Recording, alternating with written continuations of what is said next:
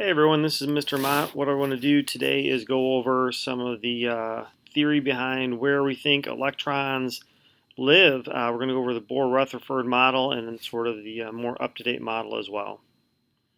So this picture here is something that a lot of teachers use to introduce where electrons live. We got our nucleus in the center with our protons and neutrons in there.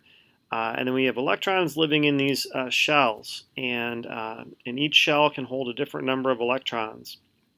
Now, the idea is that the reason that the shells can only hold a certain number of electrons is because the electrons repel each other. They're negatively charged, and just like on a magnet, you put electrons next to each other, they tend to repel, just like North Pole and North Pole of a magnet will repel each other. As the shells get bigger, you can hold more electrons in there. The reason this is introduced is it used to be the best model about where electrons live, but nowadays we have a bit more information that adds some clarity about where we think electrons live based on our newest technology. The other reason that this model is a little bit outdated is that it's too specific. We can't necessarily tell where electrons live. We can only really pinpoint the area in which they live in. So this model here is too specific.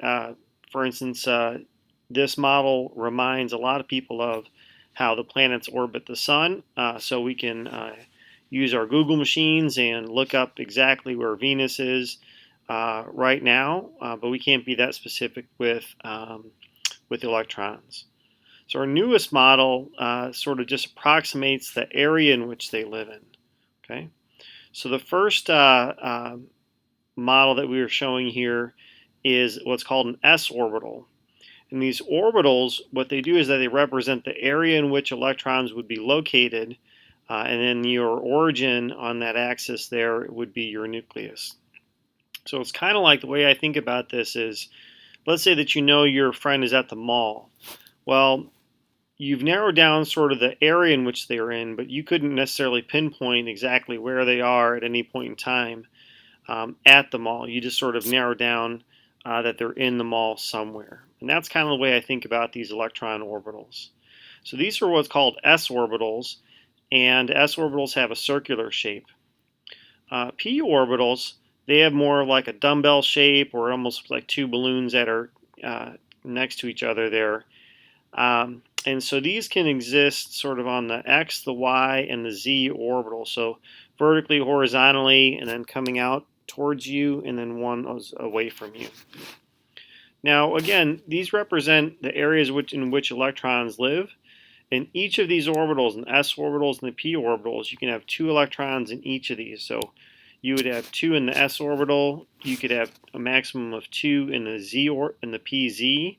2 electrons in the px, and 2 electrons in the py.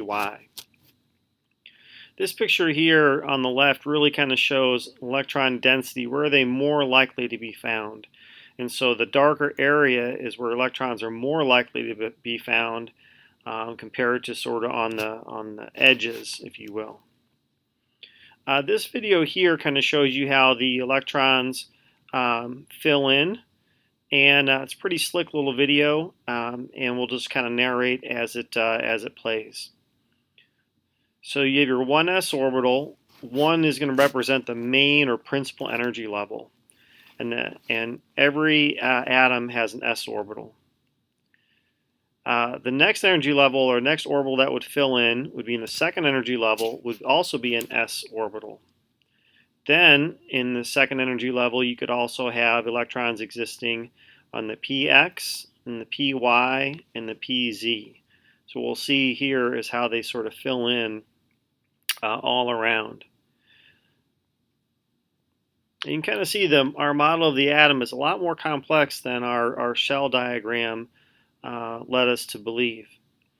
And so this is showing how all of those, the 1s, the 2s, and the 2p orbitals sort of overlap. There are other orbitals. There's some d orbitals and some f orbitals. They get a bit more complex, and generally you're not asked really to look at those and to understand those, but there are certainly ones that you can take a look at And the same people that put out this video also show ones with some d orbitals if you're interested.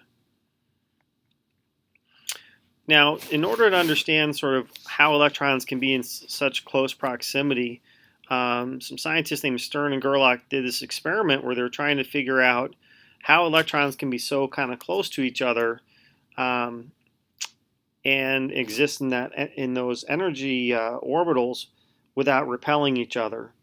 And so their idea was that what they found out is that electrons must be spinning in opposite directions for them to be in such close proximity. And what that does is that electrons act like magnets when they are spinning in different directions. And sort of like if you had magnets that were right next to each other, north to north, south to south, right next to each other, they would repel. But if you flip the magnets where you have the opposite poles near each other, those magnets would stay relatively close to each other.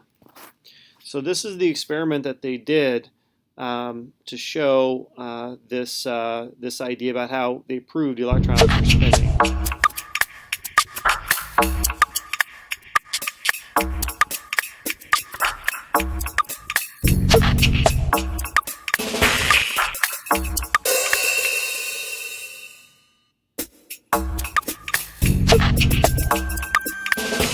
They've got magnets that are sending through this magnetic field, and based on how the magnets are being oriented, they're going to turn in different directions.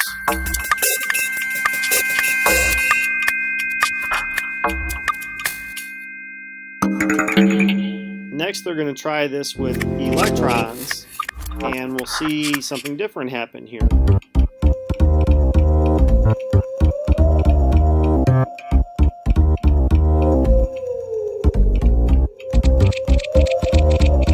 Electrons are put through this magnetic field, they either go up or they either go down. That means that they must be oriented either spinning one way versus the other. So in that way, as it says in the bottom left there, electrons behave as magnets. So what this idea does for us, it lets us know that one of the really important features of electrons is that electrons are spinning. They're not just sort of a static subatomic particle. They're actually spinning in one direction or another. So the question is, how do we sort of represent this? And this is where something called the Aufbau Principle comes in. The Aufbau Principle sort of demonstrates how electrons fill in their energy levels and their orbitals, starting from the lowest energy level first, which is your 1s electron. To represent your electrons, rather than just writing like an E like we normally do, we're going to use arrows.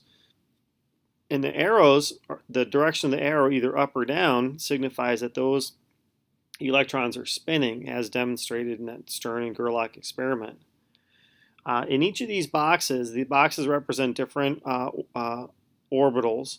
And so you would start out in the 1s energy level, and we can have a total of 2 electrons in there. Much like in the shell diagram, you could have 2 electrons in the first one. The reason this is more descriptive is because it shows the electrons are spinning. Then, as we add more electrons in, your next energy level would be your second s orbital. And again, we can have 2 electrons in there.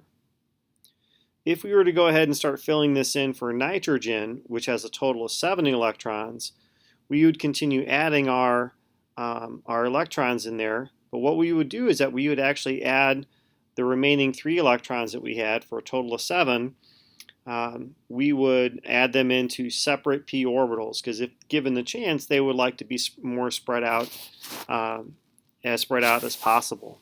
And so they would occupy a px orbital, py, and a pz for those remaining 3 electrons. If we were to show the Aufbau diagram for oxygen, which has a total of 8, well, we still need to fill in those p orbitals before we can get into the 3s orbitals. So what we have is sort of the building up principle, which is the Aufbau principle, and that shows us how we fill in our energy levels and how we represent what we know about the atom on the most complete way. We know that electrons are spinning. We know that electrons occupy different areas around the electrons. Those areas have different shapes. S orbitals having a spherical shape and p orbitals having sort of a dumbbell shape. Great. Thanks for watching, everyone. Bye-bye.